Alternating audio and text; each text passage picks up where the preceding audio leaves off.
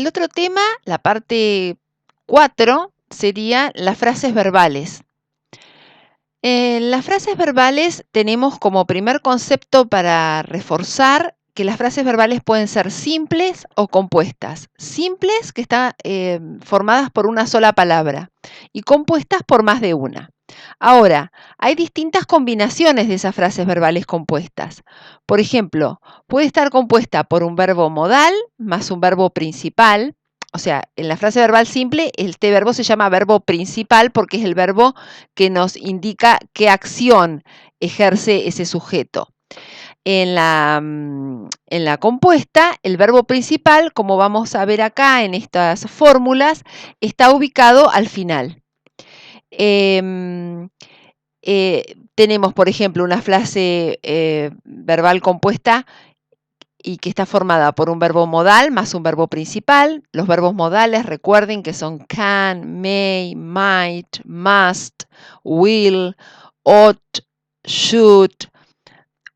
Y estos verbos siempre van al principio. Después puede ser una frase verbal compuesta por un verbo auxiliar más un principal.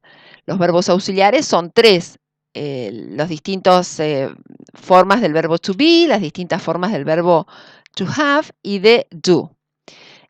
Do, does y did. Puede ser también que haya un verbo modal, un verbo auxiliar y un verbo principal. O también que haya 2 auxiliares y un verbo principal. Y también puede haber un poquito más largas, otras que no son tan comunes. Lo que tenemos acá es que identificamos en las mismas oraciones que ustedes tienen en el cuadernillo de la actividad 18, los verbos correspondientes a cada una de esas oraciones.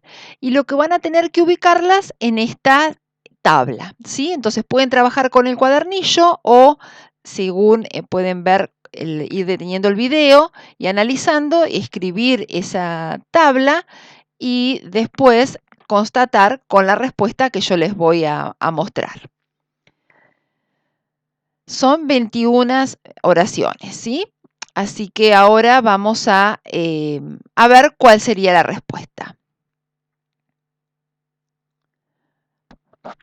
Bien, tenemos que la mayoría de las frases verbales de estas oraciones son simples. Algunas terminan en S, includes, metabolizes, eliminates, secrets. También has, is. Todas estas que nombré recién tienen que ver con un sujeto o que corresponden a un sujeto que es de la tercera persona del singular. En cambio, produce, exert, are, there are, represent, remain, corresponden a la tercera persona del plural, es decir, a ellas o ellos. Luego tenemos las frases verbales compuestas. Hay algunas que están compuestas por un verbo modal, ¿sí?, más el verbo principal. Este quiere decir puede, debería, este forma el futuro. O con un verbo auxiliar, más el verbo principal. O también puede estar el verbo modal, el auxiliar y el principal. Cuando es así, siempre el verbo modal es el primero de los verbos. Y cuando hay un verbo modal, quiere decir que la frase verbal es compuesta, porque el verbo modal nunca va solo.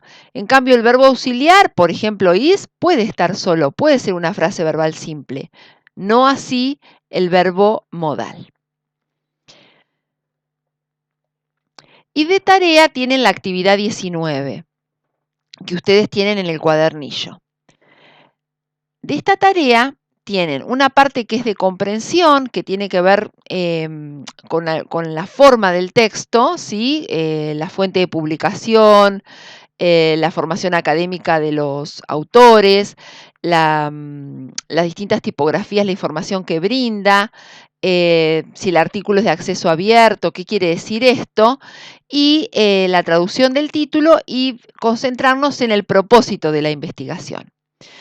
Y después un trabajo con vocabulario y estructuras. Cuáles son estas palabras son muy importantes porque van a aparecer en distintos artículos de investigación, aim, design y keywords, tendrían que buscar el equivalente y encontrarlas en el texto. Y luego hay 4 frases que fueron extraídas del texto para que las separen en bloques de lectura.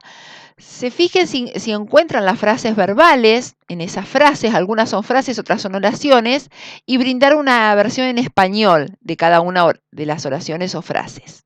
Bueno, esto sería todo. Esta tarea la vamos a corregir el 16.